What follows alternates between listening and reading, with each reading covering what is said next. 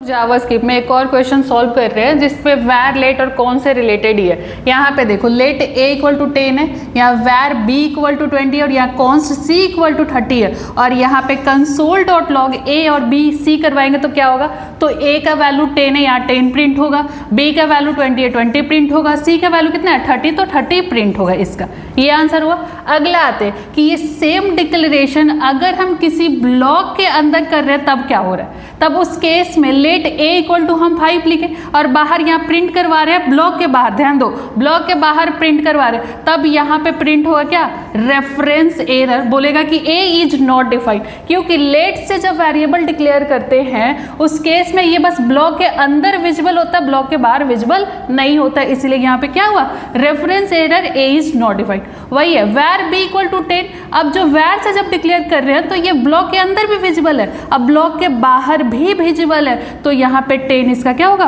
Output. अब आते हैं कॉन्स्ट पे, कॉन्स्ट किसके अंदर है, ब्लॉक के अंदर ही। अब ये जब कौन से जब वेरिएबल डिक्लेयर कर रहे हैं तो ब्लॉक के अंदर ये विजिबल है लेकिन ब्लॉक के बाहर ये विजिबल नहीं है, तो यहाँ पे भी आएगा क्या, रेफरेंस एरर की c इज नॉट डिफाइंड।